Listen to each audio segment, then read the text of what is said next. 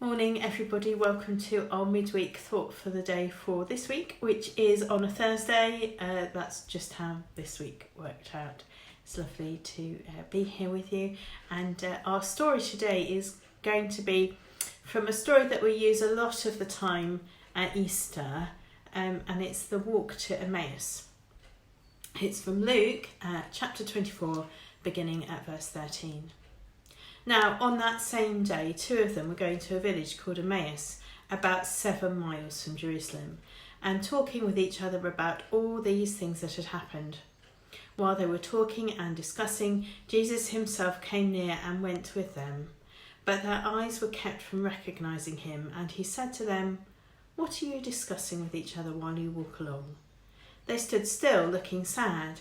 Then one of them, whose name was Cleopas, answered him, "Are you the only stranger in Jerusalem who does not know the things that have taken place there these days?" He asked them, "What things?" They replied, "The things about Jesus of Nazareth, who was a prophet, mighty in deed and word before God and all the people, and how our chief priests and leaders handed him over to be condemned to death and crucified him. But we had hoped that he was the one to redeem Israel.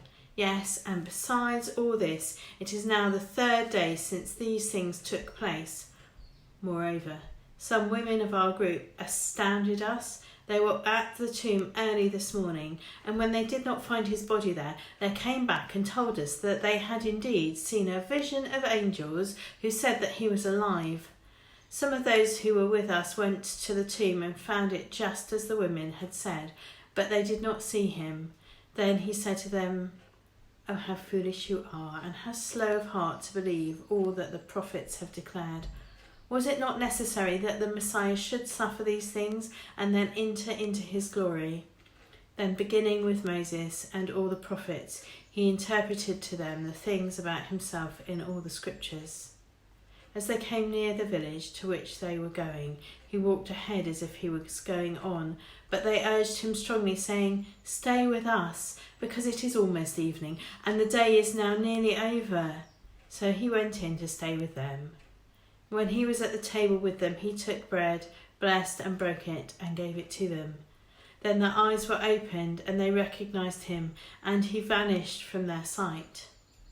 They said to each other, "Were not our hearts burning within us while he was talking to us on the road, while he was opening the scriptures to us?"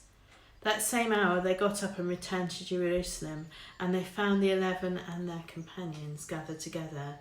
They were saying, "The Lord has risen indeed, and he has appeared to Simon." Then they told what had happened on the road, and how he had been made known to them in the breaking of the bread. This week, I shouldn't be in Box. In fact, today I should be in the little Orkney island of Westray and then Papa Westray. But today I'm here. Our journeys are not always the journeys that we were expecting. Sometimes our journeys are quite different. Now, I knew today that we would do this story. I had that firmly fixed in my head from earlier on in the week. And I was trying to work out why I was so fixed on it. Last night I did something which was brilliant and great and super, is that I went out for a walk. And you're thinking, Janet, yeah, we are allowed to go out for a walk. But my friend, who's been my friend for a long time, I'm not going to tell you how many years, but since we were kind of 14, had contacted me earlier in the week and said, "I've got this plan about going for a walk at the same time as a friend whilst we're on the phone together, and then we can talk about things, and you talk about things differently when you're walking to when you're sitting on the sofa." And I thought, well, that sounds a good plan. So he went walking around Croydon. I know the bits of Croydon, some of them that he was walking through, so that was quite interesting. And he's been here, so I walked up Box Hill to the Crowmans and down all around Sunset, which was beautiful. And he was right. We talked on the walk. We talked about life. We talked about kind of deep things about our children who are now coming up to be adults. And it was different to what we would have talked about if we've been sitting on the sofa. One of my friends, when he's running retreats, has an exercise called an Emmaus walk. And on that walk, you can go out with somebody on silent retreat for a walk together. Can't really do that at the moment. But his rule in running this retreat is that while you're walking, you can only talk about Jesus and God and your spiritual journey for you and what that's been. That's the rule. You don't have to talk about it, but the exercise is to go for a walk and whilst walking, talk about Jesus, which I have never done. That was quite interesting thinking about that. I've never been on one of his retreats, so I thought that was a really interesting thing. And that's what these people are doing on this Emmaus walk. They're walking, they're talking to each other about Jesus, they're wondering what's going on. This story, this Emmaus story, would be on my top 10 all-time favourite Bible stories if I had one. The others are more to do with food, even more to do with food, like the angel feeding Elijah, Jesus feeding the disciples on the beach, those sorts of stories, the woman at the well, that's about water, not food. So those would be there. But I've been really trying to work out why I like this story, or the Emmaus story, so much. And it's to do with Jesus meeting them where they are. Because I talk about Abraham a lot, about his journey into monotheism, about him building altars so that he can go back and find God in the last place where he saw him. But I've realised that the reason why I like the Emmaus story so much, why it really resonates for me, is that these two disciples are running away. They're not heading back to an altar where they know God is.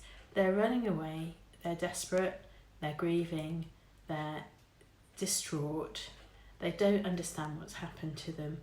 They are running away from the last place where they knew Jesus was. But Jesus tips up.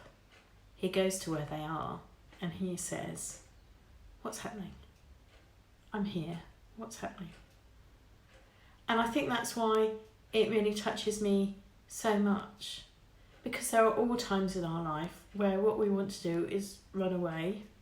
At the moment, some of us may want to be running away just now, and actually we can't. We're trapped, or we might feel trapped. But Jesus tips up and goes, "What's happening? What's going on? I'm here. We can do this." And I think that's why I felt so strongly that I wanted to do the story of the road to Emmaus today. Wherever we are, Jesus is there with us, walking with us. So even if we're out on our walking exercise by ourselves, Jesus is with us there. So I think that's why I like this story so much. Maybe there are other reasons why you like it. But today, in this Easter season, when we're remembering the risen Christ, let's remember that whether we're going to look for him, like Abraham put his altars in place so he could do that, or whether maybe we feel a bit more like we're running away, that Jesus is still there with us. Thank you for watching today. It's been lovely to share that with you. It's been a good exercise for me to think about that, and we'll go back onto the confirmation course talks next week. Okay, see you all soon.